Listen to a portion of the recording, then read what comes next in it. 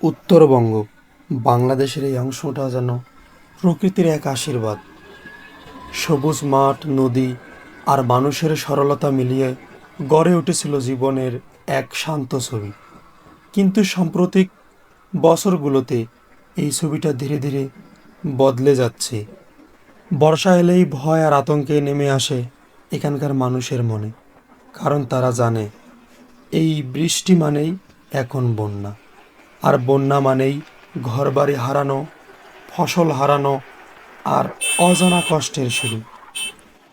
যমুনা, তিস্তা, ধরলা, দুধকুমার, করতোয়া ও ব্রহ্মপুত্র নদ, এই নদীগুলো এক সময় ছিল জীবনের উৎস। আজ সেই নদীগুলোই অনেক সময় হয়ে উঠেছে জীবনের ভয়ঙ্কর শত্রু। অতিরিক্ত বৃষ্টি, পাহাড়ি ঢল আর জলবায়ু পরিবর্তনের প্রভাবে নদীগুলোর পানি হঠাৎ বেড়ে গিয়ে গ্রাম, মাঠ, রাস্তাঘাট ডুবিয়ে দেয়। বন্যার পানিতে অনেক ঘর ভেসে গেছে।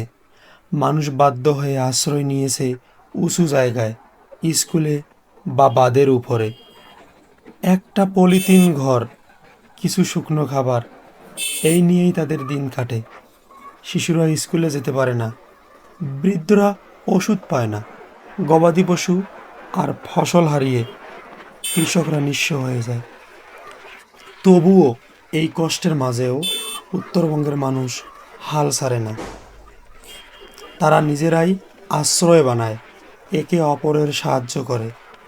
কেউ ছোট নৌকা নিয়ে অন্যদের উদ্ধার করতে যায়।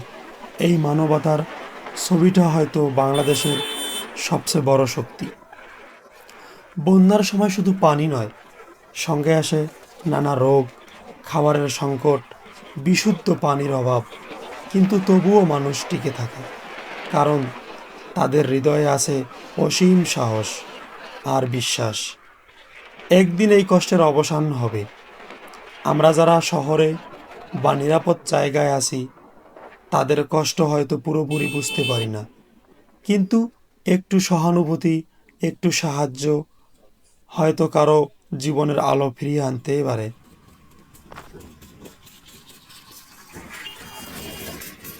একটা শিশুকে খাবার দেওয়া, একটা পরিবারকে শুকনো জায়গায় আশ্রয় দেয়া, অথবা সামান্য দান, এই ছোট ছোট কাজগুলোই বড় পরিবর্তন আনতে পারে। বন্যা হয়তো আমাদের নিয়ন্ত্রণে নেই, কিন্তু একে মোকাবেলা করার প্রস্তুতি আমরা নিতে পারি। ভবিষ্যতে এমন পরিস্থিতি যাতে আর না হয়, সেজন্য প্রয়োজন সচেতনতা, পরিকল্পনা, মানবিকতার হাত বাড়ানো। উত্তরবঙ্গের এই কষ্টের সময় আমাদের মনে করিয়ে দেয় প্রকৃতি কতটা শক্তিশালী আর আমরা মানুষ কতটা ভঙ্গুর। তবুও আশার আলো কখনো নিভে যায় না। সূর্য উঠবে, নদীর পানি নামবে, মানুষ আবার মাঠে ফিরবে, শিশুরা আবারও স্কুলে যাবে, আর হাসি ফিরবে এই উত্তরবঙ্গের মানুষের মুখে। আমরা শুধু চাই তাদের পাশে থাকুক সবার হৃদয়, আর এই বন্যার স্মৃতি যেন হয়ে উঠুক এক নতুন শুরুর গল্প।